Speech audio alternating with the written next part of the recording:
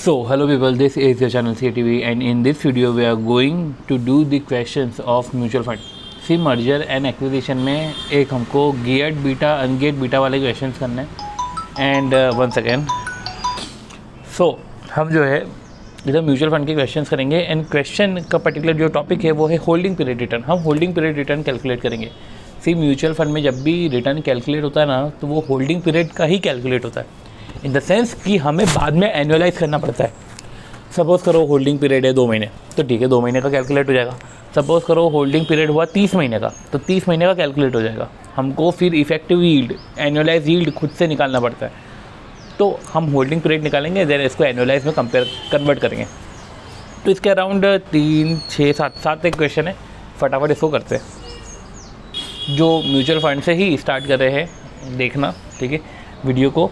तो देखो ये पर्टिकुलर क्वेश्चन बुक है जो गौरवजन सर की है, जो PDF आपको अवेलेबल हो जाएगी। ये पर्टिकुलर नोट्स है, ठीक है। तो हम ट्राई करेंगे कि नोट्स में वो सारी चीज़ें इनकॉर्पोरेट हो जाए जिससे हम क्वेश्चन कर सकें। कुछ चीज़ें तो है ही इनकॉर्पोरेटेड, कुछ चीज़ें हम इनकॉर्पोरेट और कर लेंगे जब हमको लगेगा कि कुछ चीज़ें इनसफिशेंट है। एंड क्योंकि एंड टाइम में हमें बहुत सिलेक्टिव क्वेश्चन करने हैं, बाकी हमको पढ़ना तो सिर्फ नोट्स ही है, ठीक है। चलो अब रिटर्न्स की बात करूँ मैं, तो रिटर्न्स 3 तरीके के होते हैं। एक तो NAV में फ्लक्चुएशन, एक डिविडेंड एंड कैपिटल गेन। तो डिविडेंड अगर आप डिस्ट्रीब्यूट करते हो तो डिविडेंड डिस्ट्रीब्यूशन, ठीक है। कैपिटल गेन डिस्ट्रीब्यूट करते हो तो capital gain. And change in NAV, मतलब कि NAV में जो चेंज होता है ना, तो वो भी इधर आता है, ठीक है। तो 3 तरीके के रिटर्न होते हैं और इसके हिसाब से हमको जो है कैलकुलेशन करना रहता है। या आप इधर भी देख सकते हैं कि change in NAV, dividend and capital gain. अब डिविडेंड और कैपिटल गेन जो डिस्ट्रीब्यूटेड है, ठीक है, और डिवाइडेड बाय ओपनिंग NAV, ठीक है। ओपनिंग NAV से इसको डिवाइड करेंगे एंड इनटू 100 करेंगे, तो इस तरीके से हमारा रिटर्न आ जाएगा। सो स्टार्ट करते हैं। अब mutual fund that has NAV 20, beginning में कितनी NAV है 20, beginning of the month, and capital gain distributed 0.0375 and जो इनकम और कैपिटल गेन है वो 0.0375 है और 0.03 है, और क्लोजिंग NAV 20.06 है, ठीक है। तो आपको दिख रहा होगा कि 0.60 तो NAV का चेंज है, प्लस 0.0375 प्लस 0.03 डिवाइड बाय 20। तो ये आपका 1 महीने का रिटर्न आया, ठीक है। इसको आप 12 से मल्टीप्लाई करोगे तो ये आपका आ जाएगा, मैं वापस से कैलकुलेट कर लेता हूँ, 0.06, 0.0375 प्लस 0.03 डिवाइड बाय 20। ये आपका 1 महीने का आया, इसको आप 12 से मल्टीप्लाई करोगे तो ये 12 महीने का आ जाएगा, ठीक है। तो इस तरीके से आपका जब एनुअलाइज रिटर्न आएगा वो 7.65% आएगा पर एनम, ठीक है। चलो अगला क्वेश्चन करते हैं। ये क्वेश्चन 8 मार्क का है। 1 सेकेंड, ये क्वेश्चन 8 मार्क का कैसे आ गया एकदम से? चलो ठीक है, करके देखते हैं। 1 सेकेंड, चलो।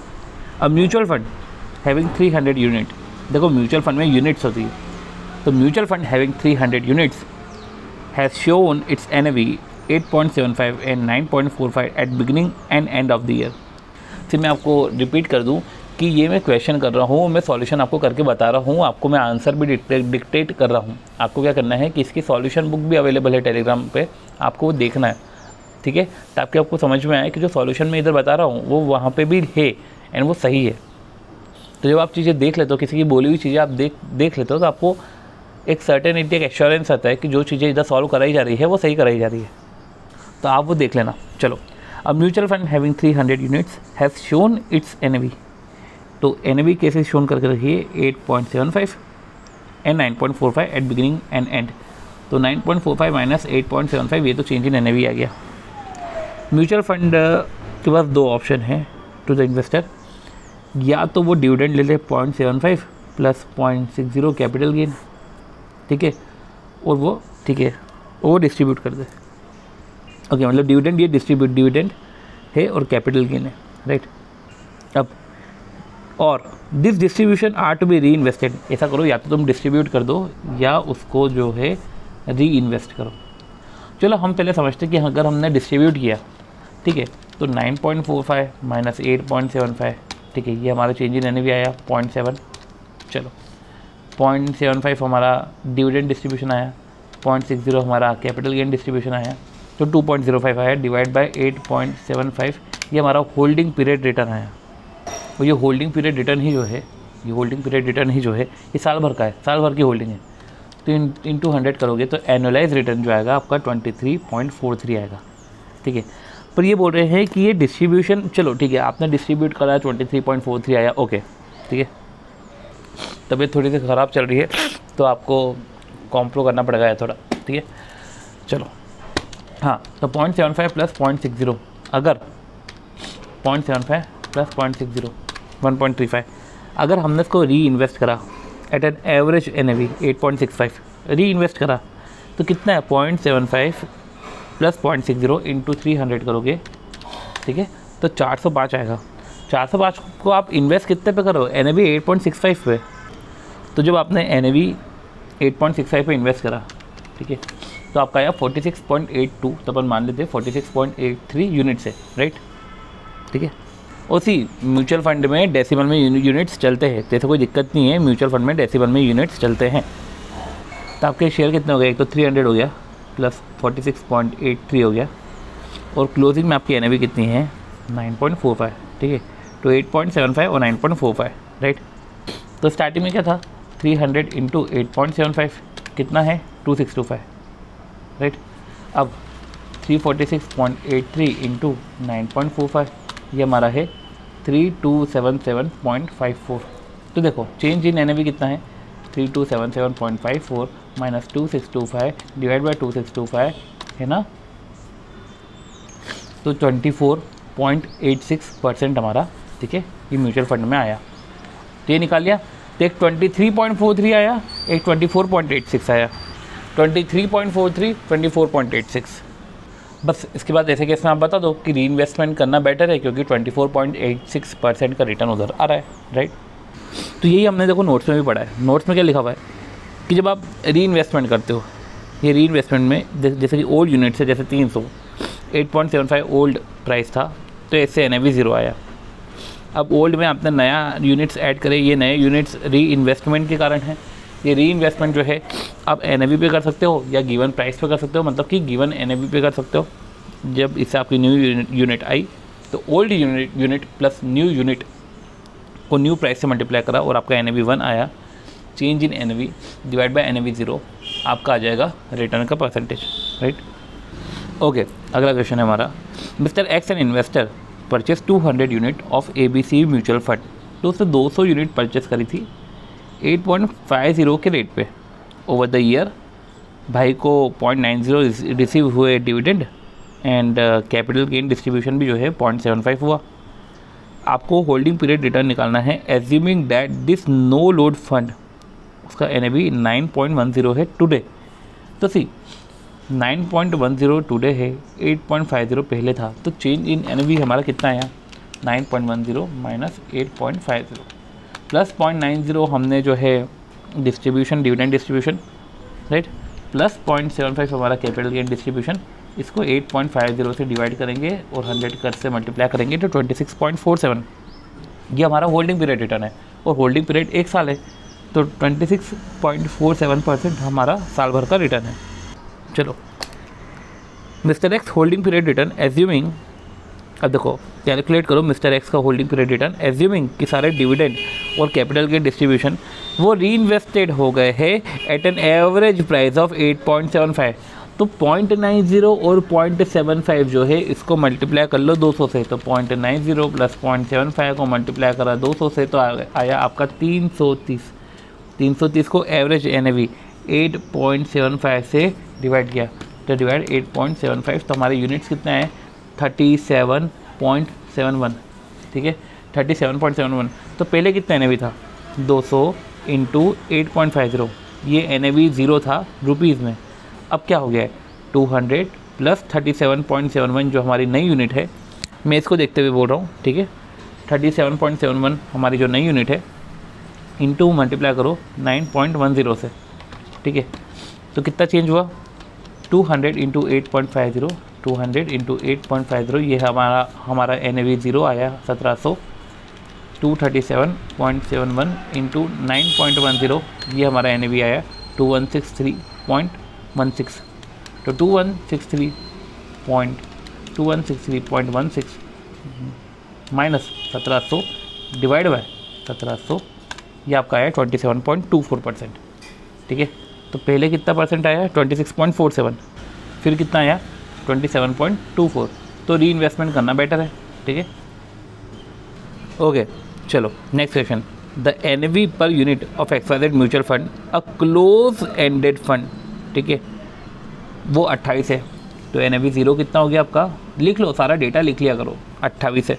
द वैल्यू ऑन 31/12 मतलब साल भर बाद ये 28.80 हो गया।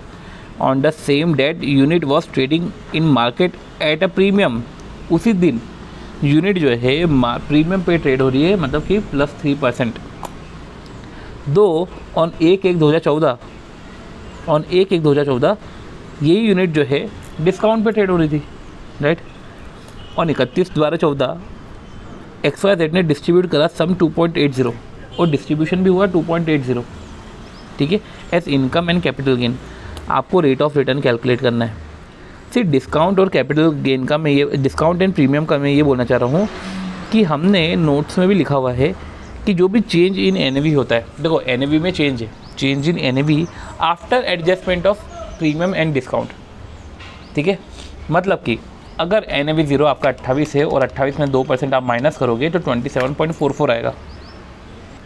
प्रीमियम है 28.80 प्लस 3% करोगे तो प्रीमियम आएगा 29.664। तो देखो 29.664 माइनस 27.44, ये हमारा चेंज इन NAV आया, प्लस 2.80, ठीक है, प्लस 2.80 आया। तो 5.024 डिवाइड बाय 28, वन सेकेंड, पर डिवाइड बाय 28 लोगे तो आपका वो NAV 0 रहेगा ना, आपका NAV 0 तो 28 माइनस, अगर सिस्टमेटिक अगर प्रॉपर NAV देखे तो 28 माइनस 2% है ना, 27.44 है। मतलब कि समझो, अब ये डिस्काउंट 5% है, 2% नहीं है, मतलब कि 28 माइनस 5% करोगे तो 26.6 आएगा। 26.60 हमारा ट्रू NAV 0 है। रही बात 28.80, तो 28.80 प्लस 3% करोगे तो ट्रू NAV 1 29.664 आएगा। तो चेंज इन NAV 29.664 माइनस 26.60, ये आया हमारा 3.064 प्लस जो ये डिस्ट्रीब्यूशन है, ठीक है, इनकम डिस्ट्रीब्यूशन 2.80 वो आप अलग से ऐड करोगे और होल डिवाइड बाय NAV 0 26.60 करोगे, ये याद रखना। मतलब कि जब आप डिवाइड NAV 0 से कर रहे हो तो ये भी समझना कि वो भी आफ्टर एडजस्टमेंट ऑफ डिस्काउंट या प्रीमियम ही होगा, ठीक है। 3.064 प्लस 2.80 डिवाइड बाय 26.60, ये आपका जो आया, ये आपका रिटर्न है 22.04, राइट। चलो, a mutual fund having 300 unit has NAV 8.75 and 9.45। देखो यूनिट 300 है, 8.75 है 9.45, तो NAV 1 है 9.45 माइनस NAV 0 8.75, ये हमारा चेंज इन NAV आया, ठीक है। 0.75 हमारा इनकम है प्लस 0.60 हमारा कैपिटल गेन है। तो सपोज़ करो कि ये डिस्ट्रीब्यूट करा हमने, ठीक है, क्योंकि और में ना, तो सपोज़ करो अभी हमने ये डिस्ट्रीब्यूट करा तो कितनी चेंज इन NAV आपका कितना है 9.45 माइनस 8.75, ये आपका आया 0.7 प्लस 0.75 प्लस 0.60, तो 0.7 प्लस 0.75 प्लस 0.60 डिवाइड बाय किससे करोगे 8.75 से इंटू 100 करोगे तो 23.43 आएगा ये रिटर्न। अब क्या बोला कि this distribution are to be reinvested, ये डिस्ट्रीब्यूशन री इन्वेस्ट करे हैं एवरेज NAV 8.65 पे, ठीक है। तो सबसे पहले समझो 0.75 प्लस 0.60 मल्टीप्लाई करोगे 300 यूनिट से तो 405 आपने किस NAV पे, एवरेज NAV जो है 8.65 इसमें इन्वेस्ट करे। तो समझो पहले 300 यूनिट थे, 300 यूनिट का 8.75 है, अब 300 प्लस 46.82 और नई NAV 9.45 है। तो देखो 300 इंटू 8.75 जो है हमारा 2625 और 346.82 मल्टीप्लाई बाय 9.45, ये हमारा आया 3277.45। तो देखो 3277.45 माइनस 2625 डिवाइड बाय 2625, इंटू 100, ये आया हमारा 24.85%। तो 23.43%, 24.85%, क्या बेटर है? री इन्वेस्टमेंट बेटर है। अब लास्ट क्वेश्चन जो होल्डिंग पीरियड रिटर्न का है वो ये है, the following information is extracted. एक स्टडी म्यूचुअल फंड स्कीम से ये इन्फॉर्मेशन एक्सट्रैक्ट करी है। सी, मैं आपको ये बता दूं कि अगर म्यूचुअल फंड में जैसे बहुत सारे प्लान्स होते हैं, ठीक है, कि आप ये प्लान में इन्वेस्ट कर लो, आप ये प्लान में इन्वेस्ट कर लो, तो प्लान वाइज रिटर्न निकलता है, ठीक है। ये प्लान ही हम इन्वेस्टर को इंट्रोड्यूस करते हैं, तो प्लान वाइज आपका रिटर्न निकलता है, ठीक है। ऐसा नहीं कि पूरा का पूरा म्यूचुअल फंड का रिटर्न निकलता है। अभी तो क्वेश्चन में ऐसी कोई बात करी नहीं है, बट जब आप आगे क्वेश्चन देखोगे तो आपको दिखेगा कि म्यूचुअल फंड के 2-3 प्लान दे के रखे और प्लान वाइज आप रिटर्न निकाल रहे हो। तो देखो, asset value at the beginning of the month 65.7 है। एनुअलाइज रिटर्न एनुअलाइज हो रहा है, ठीक है, 15% है। मतलब आप समझ रहे हो, NAV नहीं दे के रखा है, NAV 1 नहीं दे के रखा है, डायरेक्ट एनुअलाइज रिटर्न दे के रखा है, ठीक है। और आपको income distributions made in the nature of income capital gain जो है 0.50 प्लस एंड 0.32 दे के रखा है। तो हमको तो नेट एसेट वैल्यू कैलकुलेट करनी है, ठीक है, ईयर एंड पे। मतलब आपको अब जो है, अब पहले जो निकलता है वो होल्डिंग पीरियड रिटर्न निकलता है। तो asset value at the beginning of the month, मैं आपको वापस बोल दूँ कि बिगिनिंग ऑफ द मंथ बोल के रखा है। तो सबसे पहले एनुअलाइज रिटर्न का फॉर्मूला लिख लो, 15% है, ठीक है। ये 15% को इक्वल टू, ठीक है, 15 या तो मैं बोल दूँ 15 equal to NAV1 minus NAV0, ठीक है, ये है, प्लस 0.50 प्लस 0.32, ठीक है, डिवाइड बाय NAV0, ठीक है। एंड सिंस ये एनुअलाइज रिटर्न है तो multiply by 12 and divided by holding period return, ठीक है, होल्डिंग पीरियड। तो देखो 15 इक्वल टू NAV1 तो हमको नहीं पता, तो NAV1 लिखो, NAV0 तो पता है जो है 65.78, ठीक है, plus 0.50 plus 0.32 divided by 65.78 multiply by 12, right. और ठीक है, इंटू 100 भी कर देना क्योंकि वो परसेंटेज में है, राइट। तो आप देखोगे तो आपका जो NAV आया ना, वो NAV भी जो है, देखो NAV जो है वो है 65.7822, NAV0 65.78 है, NAV1 क्या है 65.7822। अब जब आप क्वेश्चन देखोगे ना, आपको calculate the month end NAV निकालने का बोला है, पर limit your answer in 2 decimal बोला है। तो जो 65.7822 है, मुझे 65.78 ही बोलना पड़ेगा, एंड देन उसके बाद ये बोलना पड़ेगा कि कोई चेंज ही नहीं है NAV में, राइट। ब्रीफ कमेंट में क्या है, नो चेंज इन NAV। तो ध्यान रखना, जब क्वेश्चन में बोले कि हमको हमारी लिमिट करना है आंसर 2 डेसिमल तक, तो हमको फिर ऐसे ही चलना है, हमको ज़्यादा तेज़ नहीं चलना है, ठीक है। तो ऐसे केस में फिर 4 डेसिमल में मत आंसर लेकर आओ, 2 डेसिमल में ही आंसर लेकर आओ। तो चलो, इस तरीके से आपका होल्डिंग पीरियड रिटर्न के कैलकुलेशन होते हैं। अब एंट्री एग्जिट लोड के 1-2 क्वेश्चन हैं, वो भी कर लेते हैं। देखो, एंट्री एग्जिट लोड करने से पहले मैं आपको एक बार ये कंसेप्ट समझा देता हूँ कि देखो, सेल प्राइस होता है, सेल प्राइस क्या होता है, NAV minus back and load. मतलब कि सेल होगा तो सस्ता होगा, परचेस होगा तो महंगा होगा, ठीक है। तो देखो, सेल प्राइस है NAV minus back and load. तो जो भी इन्वेस्टर जब वो सेल करेगा म्यूचुअल फंड, तो जैसे अपना फॉरेक्स में अपन पढ़ते हैं ना, तो वैसे इधर भी है कि जो सेल होगा वो NAV minus back and load, और परचेस में NAV plus front end load. अब पॉइंट ये है कि फ्रंट एंड लोड और बैक एंड लोड कैलकुलेट कैसे होता है।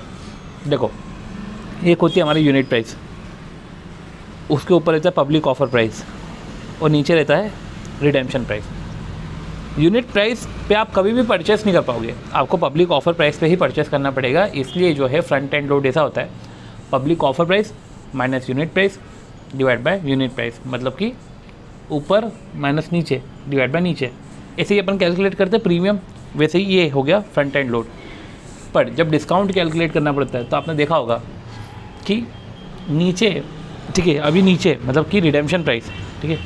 तो आप ये देखो कि unit price minus redemption price, ठीक है, और डिवाइड बाय क्या करोगे, यूनिट प्राइस। देखो, प्रीमियम में क्या हो रहा है कि नीचे से ऊपर की तरफ जा रहा है तो डिवाइड में नीचे रहेगा, ठीक है, नीचे से ऊपर की तरफ जा रहा है डिवाइड में नीचे रहेगा, ठीक है। और इधर भी ऊपर से नीचे की तरफ जा रहा है, तो कहाँ से जाते हैं ये, नीचे से ऊपर तो डिवाइड बाय नीचे, ऊपर से नीचे तो डिवाइड बाय ऊपर। और ठीक है, तो इधर भी अगर आप समझो हो तो ऊपर से नीचे जा रहा है तो डिवाइड बाय ऊपर, मतलब ले दे के डिवाइड बाय तो यूनिट प्राइस ही होगा। And unit price minus redemption price इसलिए बोला ताकि जो है अमाउंट पॉजिटिव आए तो ये डिस्काउंट रहेगा, ठीक है। अगर आपको redemption price minus unit price divide by unit price करना है तो ऐसे केस में नेगेटिव आंसर आपका डिस्काउंट करेगा, ठीक है। तो अगर आपको ऐसे शो करना है तो आप ऐसे भी शो कर सकते हो, कोई दिक्कत नहीं है। तो ये आपका फ्रंट एंड, इससे आप क्या निकालोगे, फ्रंट एंड लोड और बैक एंड लोड, और जो भी एनएवी होता है उसमें ये फ्रंट एंड और बैक एंड लोड माइनस हो जाते हैं। सॉरी, फ्रंट एंड लोड तो ऐड होगा एनएवी में, बैक एंड लोड जो है एनएवी में माइनस हो जाएगा, ठीक है। कैलकुलेट करते हैं अब हम। द यूनिट प्राइस जो इक्विटी लिंक्ड सेविंग स्कीम का है वो यूनिट प्राइस है 10। अब वही पब्लिक ऑफर प्राइस और रिडेम्पशन प्राइस, तो यूनिट प्राइस 10 है, पब्लिक ऑफर प्राइस 10.204 है, रिडेम्पशन प्राइस 9.80 है। मैं फ्रंट एंड की बात करता हूँ, 10.204 डिवाइड बाय माइनस 10, ठीक है, डिवाइड बाय 10 इंटू 100, तो 2.04% हमारा क्या आया, फ्रंट एंड लोड। फिर 9.80 माइनस 10 डिवाइड बाय 10 इंटू 100, और 2% क्या आया हमारा बैक एंड लोड। चलो, during the years 2017 an investor invested in a mutual fund, एक इन्वेस्टर ने म्यूचुअल फंड में इन्वेस्ट करा। Capital gain and dividend for the year was 3 rupee. Capital gain और डिविडेंड जो है वो 3 रुपये था, विच वॉज री इन्वेस्टेड, ठीक है। तो वो जो री इन्वेस्ट हुआ है वो 23.75 की एनएवी पे री इन्वेस्ट हुआ है। अब इन्वेस्टर के पास टोटल यूनिट कितने थे, 26,750, ठीक है। तो देखा जाए तो 26,750 इंटू 3, 80250, उसको 23.75 पे इन्वेस्ट किया ना, राइट। तो ले देखे यूनिट्स तो 3378.95 हुआ, 3378.95, राइट। मैं वापस से बोल दूँ कि इन्वेस्टर ने इन्वेस्टमेंट करा म्यूचुअल फंड में, कैपिटल गेन और डिविडेंड जो है 3 रुपये था, री इन्वेस्ट करा है year and NAV which for री इन्वेस्टेड, यही इनकम री इन्वेस्ट हुई है ईयर एंड एनएवी पे 23.75। और one second, investor has total unit 26,750 at the and, starting की नहीं बात कर रहे हैं, नो, ये स्टार्टिंग की बात नहीं कर रहे, आप इससे कैसे मल्टीप्लाई कर सकते हो। तो सबसे पहली बात हमारे पास सिर्फ ये पता है कि हमको 3 रुपये का गेन है और री इन्वेस्टमेंट के बाद 26,750 है। तो सपोज़ करो कि आपके पास यूनिट है वो एक्स है, ठीक है। और देखो उस यूनिट्स में जो इनकम है 3 रुपये की इनकम थी, तो वो 3x हो गया, राइट। ये 3x जो आपकी इनकम है, ठीक है, इसको डिवाइड करो 23.75 से, तो आपके न्यू यूनिट्स आ गई, मतलब एडिशनल यूनिट आ गई, और एट टोटल आपका 26,750 आपका टोटल यूनिट्स होना चाहिए। ये आपको समझ में आ गया। तो ऐसे में जब आप x के लिए सॉल्व करोगे तो 23,750 यूनिट्स आपकी जो है आ जाएगी स्टार्टिंग में, ठीक है। तो ध्यान देना ये 23,750 ये स्टार्टिंग की यूनिट्स है। अब जब आपको स्टार्टिंग की यूनिट्स पता चल गई है, अब क्वेश्चन में क्या बोल रहे हैं, एनएवी हैज़ एप्रिशिएटेड बाय 18.75%। अब देखो ये वापस नाटक आ गया, एनएवी एप्रिशिएट हुआ है 18.75% ड्यूरिंग द ईयर, राइट। अब देखो तो देखो एक इन्वेस्टर के लिए समझो, उसको एनएवी 0, ठीक है, एनएवी 0 प्लस कुछ परसेंटेज होगा और आपका एनएवी बना जाएगा, राइट, यही होता है। तो आपको जो एनएवी 0 होगा वो x minus x plus, in the sense x plus entry load है ना 0.05, x प्लस 0.05, उसमें पर्टिकुलर परसेंटेज लगेगा और आपका एनएवी बन आ जाएगा 18.75%, नहीं सॉरी परसेंटेज लगेगा और आपका आएगा 23.75, ठीक है। तो देखो x प्लस 0.05 प्लस उसका जो है परसेंटेज, ठीक है, तो जो x प्लस 0.05 है उसका 118%, 118.75% ये होगा आपका 23.75। ये समझ में आ रहा है। सी अभी हमको री इन्वेस्टेड यूनिट, हमको ओपनिंग यूनिट्स निकालनी थी, हमने ओपनिंग यूनिट निकाला, चलो अभी तक उसके बाद हमने जो भी पढ़ा सपोज़ करो भूल जाओ, ठीक है। क्या बोला है, देखो इन्वेस्टर ने इन्वेस्ट करा है म्यूचुअल फंड में, कैपिटल गेन डिविडेंड है 3 रुपये बकायदा, री इन्वेस्ट करा है 23.75 पे, ठीक है। री इन्वेस्ट ईयर एंड एनएवी, री invest at the year and NAV. तो चलो स्टार्टिंग में आपको 23,750 मिल गया, 23,750, हेलो सी। तो 23,750 हमारा स्टार्टिंग की यूनिट्स है, ठीक है।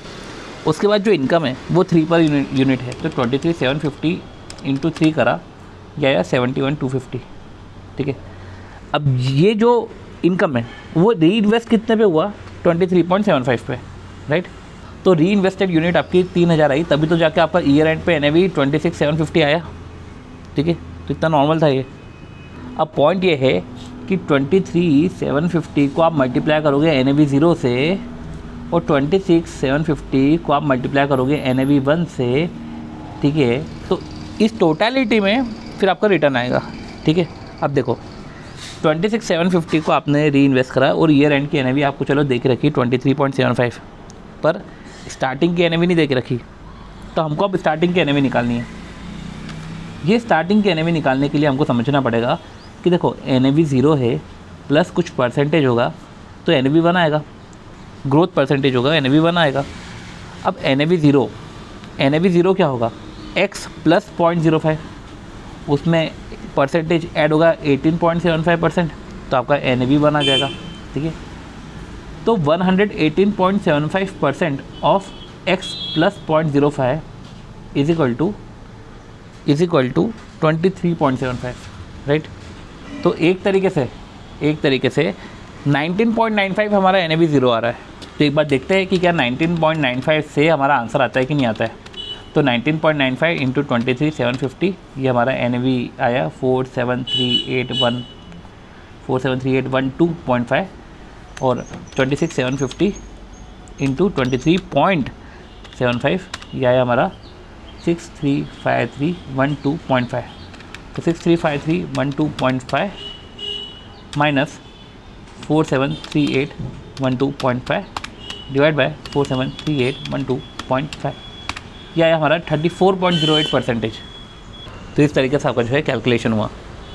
अब सी क्वेश्चन में क्या पूछा था, वैसे भी अमाउंट ऑफ इन्वेस्टमेंट मेड, ठीक है, कितना आपने इन्वेस्टमेंट करा होगा। तो 23,750 ना इंटू 20.05 ये इन्वेस्टमेंट है, 476,187.5 और ये इन्वेस्टमेंट है, ठीक है। बाकी आपका जो है 23,750 इसको इंटू 0.05 करोगे तो 1187.5 आपका जो है एंट्री लोड आ जाएगा। तो अमाउंट ऑफ इन्वेस्टमेंट और एंट्री लोड पूछा था वो आपने निकाल दिया। चलो उसके बाद जो है पर्टिकुलर टॉपिक आता है डिज़ायर्ड अर्निंग का। तो वो डिज़ायर्ड अर्निंग के कुछ 2-3 क्वेश्चन है, वो क्वेश्चन हम जो है करते हैं। डिज़ायर्ड अर्निंग को समझने के पहले मैं आपको एक बता दूं कि पर्सन जो है एक कहीं इन्वेस्टमेंट करता था, वो इन्वेस्टमेंट को छोड़ के वो म्यूचुअल फंड में आ रहा है, ठीक है, क्योंकि म्यूचुअल फंड उसको अट्रैक्टिव लग रहा है। तो ऐसे केस में वो कितना म्यूचुअल फंड से रिटर्न एक्सपेक्ट करता है, वो होता है हमारा डिज़ायर्ड अर्निंग, राइट। तो देखो ऐसे केस में जो उसकी पर्सनल अर्निंग थी जिसको वो छोड़ के आया, जो उसकी अल्टरनेटिव अर्निंग थी, उसमें से डिवाइड करना 1 minus initial expenditure and plus करना देन रिकरिंग एक्सपेंडिचर। इसको याद रख लो, alternative earnings 1 minus initial expenditure, ठीक है। ये 1 माइनस इनिशियल एक्सपेंडिचर, ये एक्सपेंडिचर आपका अमाउंट में नहीं दिया रहेगा, परसेंटेज में दिया रहेगा, पर आपको डेसिमल में इसको कन्वर्ट करके, ठीक है, 1 माइनस इनिशियल एक्सपेंडिचर फिर प्लस आपको जो है रिकरिंग एक्सपेंडिचर ऐड करना है, ठीक है। तो रिकरिंग एक्सपेंडिचर परसेंटेज में रहेगा तो आपको उसको परसेंटेज में ही ऐड करना है, इन द सेंस कि 1 माइनस इनिशियल एक्सपेंडिचर इसको आपने डेसिमल में देखा, कैलकुलेट किया, आपका आया 15% और रिकरिंग एक्सपेंसेस आया आपका 2%। तो आपको 15 का 2% नहीं करना है, 15 प्लस 2% 17% करना है, राइट। तो मैं आपको वापस से बोल देता हूँ कि जो इनिशियल एक्सपेंडिचर है वो परसेंटेज में रहेगा, उसको डेसिमल में करना है, एंड रिकरिंग एक्सपेंडिचर को परसेंटेज में ही रहने देना है। एंड हाँ 2% रहेगा तो वो 15 का 2% नहीं करते हुए 15 प्लस 2% करना है। इस बेसिस पे हमको क्वेश्चन करने हैं। एक क्वेश्चन हम करते हैं, इससे 2-3 क्वेश्चन है। पहले क्वेश्चन से आपको कंसेप्ट समझ में आएगा, वो हम करते हैं। अरे देखो, mister A can earn 16% bye investing in equity share. वो इक्विटी शेयर में इन्वेस्टमेंट करके 16% कमा सकता है। ये उसकी अल्टरनेटिव अर्निंग हो गई, ये उसकी पर्सनल अर्निंग हो गई। Now he is considering a recently announce equity based mutual fund. क्या इक्विटी शेयर में क्यों इन्वेस्ट करो, इक्विटी बेस्ड म्यूचुअल फंड में इन्वेस्ट करते हैं। तो ऐसे केस में इनिशियल एक्सपेंडिचर 5.5% है, तो 16% डिवाइड बाय 1 माइनस 5.5%। अब 5.5 डिवाइड बाय 100 करो, उसको डेसिमल में लेके आओ तो 1 माइनस 0.055। तो 16 देखो 1 माइनस 0.055 करा, ठीक है, उसको हमने कैलकुलेट करा तो हमको दिख रहा है कि ये 16.93 हो रहा है। प्लस रिकरिंग एक्सपेंडिचर 1.5 है, तो इसमें प्लस 1.5 करा तो 16.93 प्लस 1.5 तो एक तरीके से हुआ 18.43। ठीक है, तो how much should the mutual fund earn, ये डिज़ायर्ड अर्निंग है कि कितना म्यूचुअल फंड अर्न करे, कितना, how much mutual fund earn, कितना म्यूचुअल फंड अर्न करे, राइट। तो म्यूचुअल फंड को 18.43 अर्न करना चाहिए। ठीक है, और यही इसका आंसर है। आप सॉल्यूशन बुक से इसका सॉल्यूशन देख लेना, पर जो फॉर्मूला है ये फॉर्मूला ये लगाया गया है। ठीक है, चलो, एक्स अर्न्स इन्वेस्ट 10% ऑफ इस इन्वेस्टमेंट इन इक्विटी शेयर। ठीक है, तो वो 10% कमाता है। He is considering a recently floated scheme of a mutual fund. ठीक, इसने कंसिडर करा अ recently floated scheme of mutual fund. Initial expenditure 6% है, तो 6 डिवाइड बाई 100 1 माइनस 0.06। ठीक है, और एनुअल रिकरिंग एक्सपेंसेस जो है वो 2% है। तो देखो 1 माइनस 0.06, पहले तो आप जो है 10 डिवाइड बाय 1 माइनस 0.06, हाँ 10 डिवाइड बाय 0.94 करो। ठीक है, 10 डिवाइड बाय 0.94। ठीक है, ये हमने करा 10.63 आया।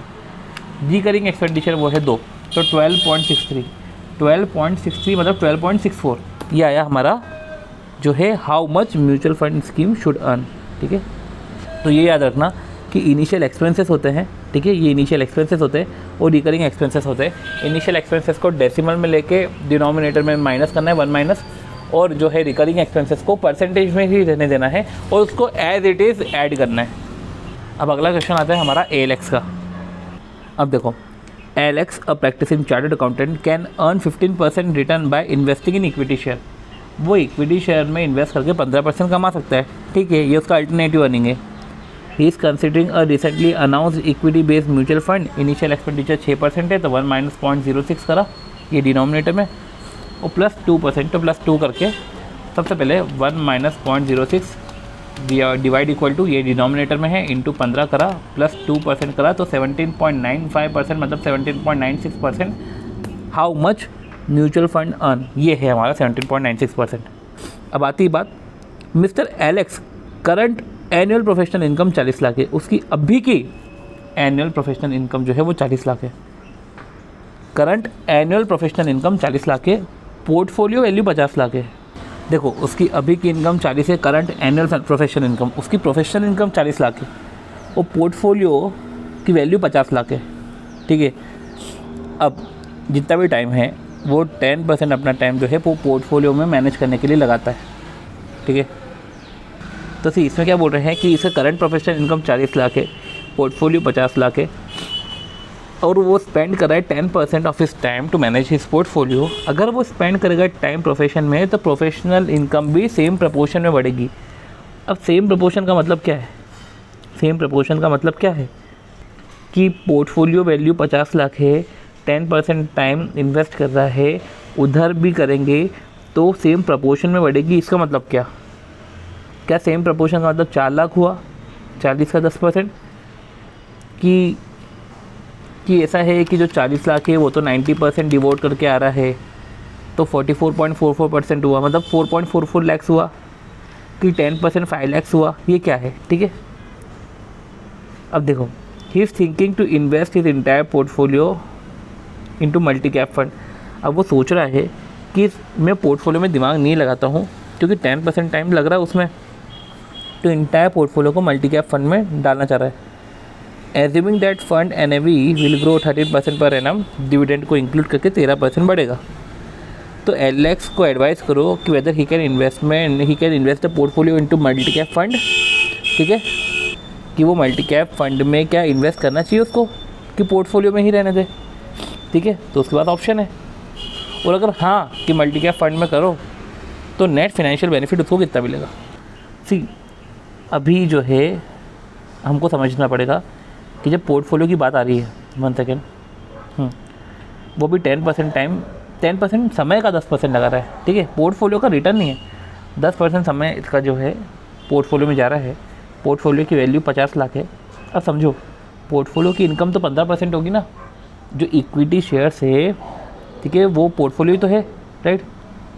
तो समय का 10% लगाकर वो जो है 50 लाख तो 15% 7.5 लाख कमा रहा है, मतलब कि उसकी एनुअल इनकम तो है ही 40 लाख। ठीक है, वो 7.5 लाख ये ऊपर से और कमा रहा है, तो 47.5। अब ये जो सेम प्रपोर्शन का मतलब है वो ये है कि 40 लाख पे 10% लगाओ, ठीक है। तो अगर वो 10% टाइम पोर्टफोलियो में नहीं लगाते हुए इधर ही लगाया जॉब पे, तो 44 लाख हो जाएगा। अब जब ये 44 लाख होगा और जो है इन्वेस्टमेंट हो जाएगा NAV में, ठीक है, म्यूचुअल फंड खरीद लेगा, ठीक है, वो फंड की NAV 13% से ग्रो हो रही है, तो ऐसे केस में कायदे से ये 50 लाख पूरे म्यूचुअल फंड में गए, उसका 13% करोगे तो 6.5 हो जाएगा, तो ऐसे केस में 50.5 हो जाएगा। तो 50.5 इधर हो जाएगा बेनिफिट, 47.5 पहले था, तो ऐसे केस में उसको 3 लाख का और नेट बेनिफिट होगा। ये है सीन। तो इस तरीके से हमने जो है डिज़ायर्ड अर्निंग वाले क्वेश्चन ओवर करे हैं। वो पर्टिकुलर जो एक्सट्रैक्ट था वो भी हमने इधर लिख दिया कि उसकी सैलरी 40 लाख थी, पोर्टफोलियो की वैल्यू 50 लाख है, वो 10% टाइम स्पेंड करता है पोर्टफोलियो में, ठीक है, उससे उसको रिटर्न होता है 15%।